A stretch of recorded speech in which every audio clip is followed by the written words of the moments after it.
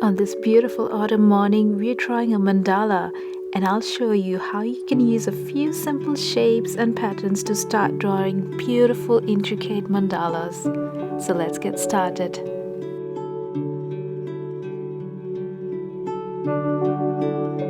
Welcome back, friends. My name is Anita, and today I'm sharing with you the joy of drawing mandalas. Other than drawing them on my sketchbooks, whenever I have a notebook with a plain cover like this, I like to decorate it with, drawings of beautiful mandalas, and it instantly elevates the look of the notebook and also adds a personal touch to it. It's just beautiful to look at. You can also draw them on bookmarks like I have here, greeting cards. The options are endless. So let's find out how we can approach drawing mandalas in the most simplest of ways. Today I'm drawing with a fine liner that makes these thick bold lines. You can get a fuller looking mandala very quickly using a thick pen. So that's what I'm gonna do here today. So here on this page, I'm gonna list down a few shapes that we will use in our mandalas, starting with an oval petal shape, a pointed petal shape with two C curves meeting at a point, and another pointed petal, but this time two S curves meeting at a point, and a teardrop shape. And now we are ready to start drawing our mandala on this other page here. So I always like to begin with a circle, then I decided to draw another circle around it, and then we'll go in and add a layer of petals, perhaps starting with the oval petal, just like drawing a flower. Now it may help to rotate the paper, so by all means feel free to do that like I'm doing here. Just makes it easier to go round and round and get more uniform shapes. So you'll notice that my shapes are not perfectly uniform, but occasionally I will thicken up some of the lines in a few places for a more even and uniform look. But really, these little imperfections will give your mandalas a natural look and feel. So don't worry so much about the imperfections, there's beauty in it. So that's our first layer done. Now you may notice that the shapes or patterns might look a little bit empty, and we could use some fillers to make it look more fuller, and that's what we are listing down here on this page. So a couple of fillers that we could use are, firstly, we could draw another shape inside the first shape. You could fill it with parallel lines going in whichever direction. You could color it in like so. Or you could draw other fun patterns inside it, like maybe a spiral. And another filler that's always useful is the dot or the circle. And now use some of these fillers to make our mandala look more fuller.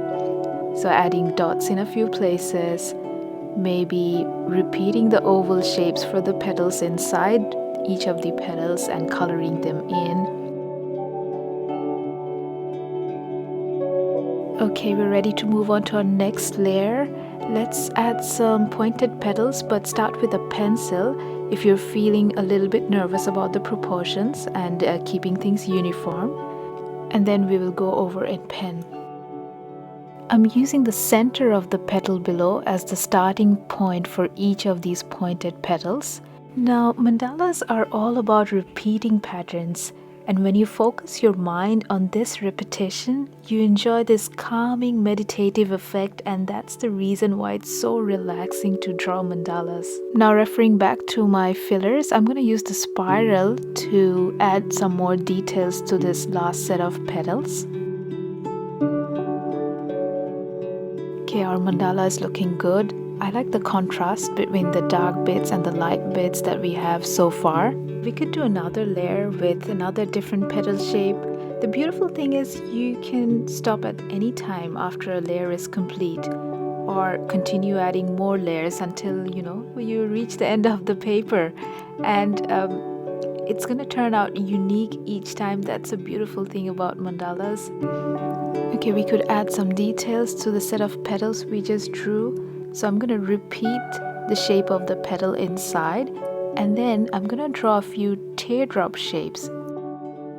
So a big one in the middle and two smaller ones on either side, and we can color in the rest of the section, and I think that looks pretty.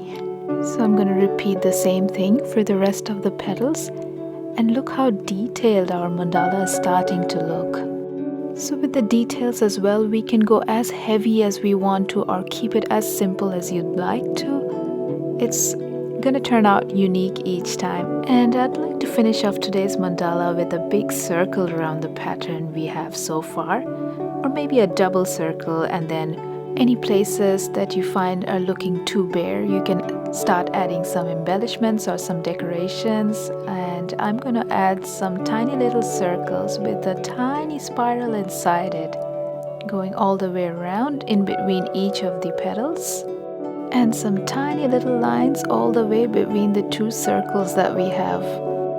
That's it for today, my friends. I hope this tutorial helps you to start creating beautifully unique mandalas. Do give them a try, and I'll see you next time.